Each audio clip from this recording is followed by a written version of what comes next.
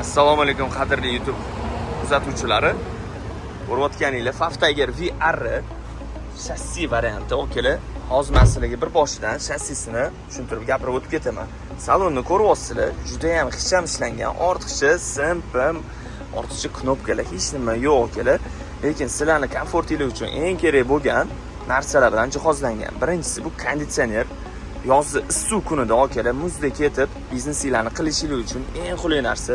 Videodan ko'rsatib bera olmayapman, lekin juda ham muzdek okela.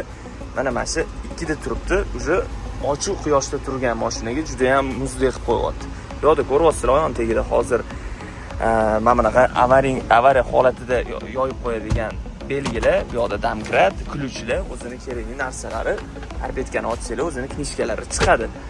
3 kishilik o'rindiq bilan jihozlangan salon, 5 pog'onali skorost qutisi okela, rullarimizda multimedia knopkalari ulangan, Android monitor va eng qulayi 4 tomonlama kameralar bilan jihozlangan okela. Xo'sh, buni gapirishga ortiqcha izoh ham yo'q okela. Ko'ryapsizlar salonimizni, bu yerda mana kuzov ko'rinishi.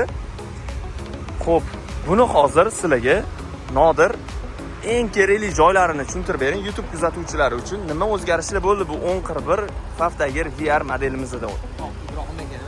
Faftiger VR 1041 shassimizda eng asosiy o'zgarishlardan bu bittasi ramamdani uzaytirilgani. Ya'ni eski versiyasida 3 metr 50 santimetrlik ramamda naq 70 santimetrga uzayib 4 metr 20 santimetrga uzaytirildi. Bu nima degani?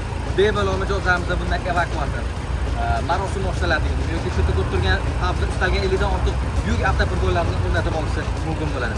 Bundan oldingi versiyamizda balonlarimizni arasida 15 ta o'rnaman. Endi yengillanishdan so'ng 16-dek o'lchamdagi pochtallar bilan jihozlanib kelyapti. Tejamkor yuk dvigateli 100 kilometrga ham bunaqa ko'p yoqilg'i sarf qilmaydi. Bor yo'g'i 10 litr rasvot sarf qilyapti. Hop, bilan bo'lib to'lashga juda ham qulay takliflarimiz bor. Avtosalonimizga kelishsa hammasini batafsil yoritib, ko'rsatib, tushuntirib beramiz.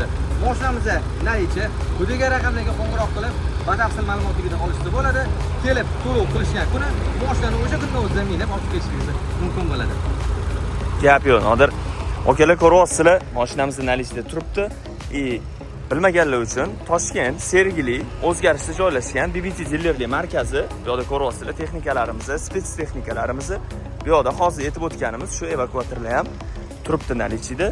Bemalol kelib bizdan xarid qilishingiz mumkin. Pastda nomer qoldirganman. Qanaqa savolingiz bo'lsa, bemalol telefon qilishingiz mumkin. Hammalarni kutib qolamiz.